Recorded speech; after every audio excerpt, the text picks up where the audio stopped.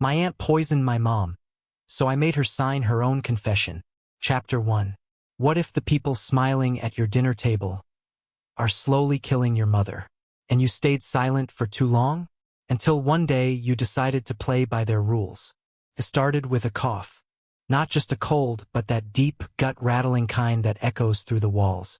At night at first, then during the day, then constantly. The doctors found nothing. Lungs clear, blood work fine. And yet she was getting weaker, slower, quieter, eating less. And Aunt Lena started visiting more. I brought her some soup. You work too much to feed her properly, she said sweetly, placing a pot on the stove like she was Mother Teresa in an apron. But I knew better. Lena wasn't feeding my mom. She was feeding a plan. Watching, measuring, waiting. This apartment was all we had. Dad died when I was 15. Mom was the sole owner. She always told me, when I'm gone, it's all yours. Just don't let Lena in. She looks soft, but there's a snake behind her eyes. I used to think she was exaggerating. Now I prayed I'd listen sooner. Lena's meals became regular. So did Mom's weakness. I started refusing the food. Oh, I'm on a new diet, I'd lie. Thanks, though, she smiled. Your mother needs nutrition.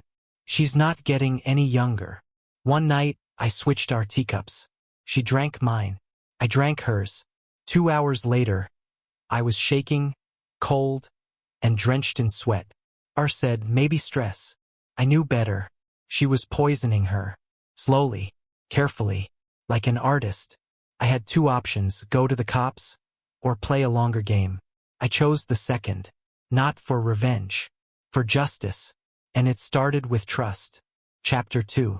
He knew she was killing his mother, drop by drop. But instead of anger, he gave her trust. Because the most dangerous poison isn't in a cup. It's in a smile. I stopped arguing. Thank you for helping, Aunt Lena? I'd say warmly, watching her fall into the trap. She started suggesting ideas. You know, it might be time to transfer the place to your name, while your mother's still with it. I nodded. That's actually smart. I've been thinking about the future. Her eyes lit up. She smelled blood. She showed up with papers 3 days later. A simple power of attorney. Just a signature. It'll make everything easier when... Well, you know, I hid a recorder under the table. Another in the jewelry box. I started taping everything. Her voice, her vitamins, her heart drops. None of which were prescribed. One day I brought her tea with a tiny pinch of the same mixture she'd given my mom. Enough to rattle, not kill. Within an hour, she was pale and sweating. What did you give me? She gasped. Dimedrol and barbiturates. Sound familiar? She stood up, trembling. You're insane. No, Auntie. I just learned from the best. I played her the recordings. She sat down, stunned. You won't get away with this. Oh, I already have. And now, so have you. Chapter 3. She thought she had him fooled. But the moment her hand touched that pen, the trap snapped shut. She vanished for 2 weeks. Mom started eating again. Her voice got stronger. She even laughed once. Then a phone call. I need to stop by. Just half an hour. For what? Old documents. Something important. She arrived dressed like a widow on a budget, cheap coat, smeared makeup, plastic folder in hand. I thought it over, she said. I don't want to fight. I just want to leave things clean. She placed a set of papers on the table. I transferred the apartment rights. All of it. I'm out. I looked her in the eye, then handed her a pen. There's just one more thing. Sign here. Just a form acknowledging your statements. She didn't read it. She signed. I pressed a button under the table. A tiny red light blinked. The lawyer walked in. A friend. Trusted. Watching the whole thing. Thanks, he said. That's all I needed. She froze. Then exploded. You tricked me. No. I let you speak freely. Chapter 4. She was gone. He thought it was over. But the real poison wasn't in her. It was what she left behind. A week passed. Silence. Peace. Then the knock. It was her.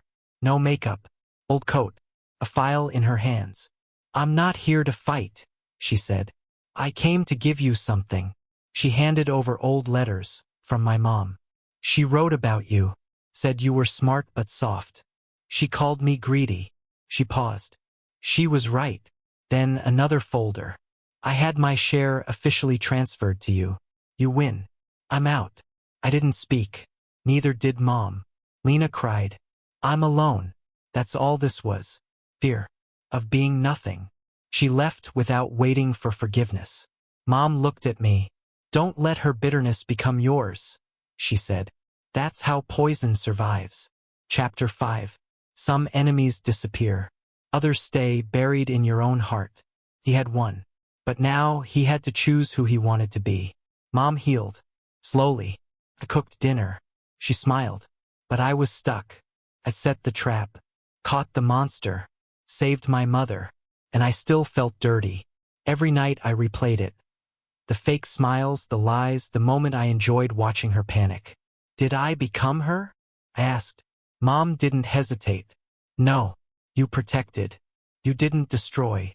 Then a letter. From Lena. You were right. I poisoned her. I hated that you had a family and I didn't. I had nothing, so I wanted to take everything. Now I see who I became.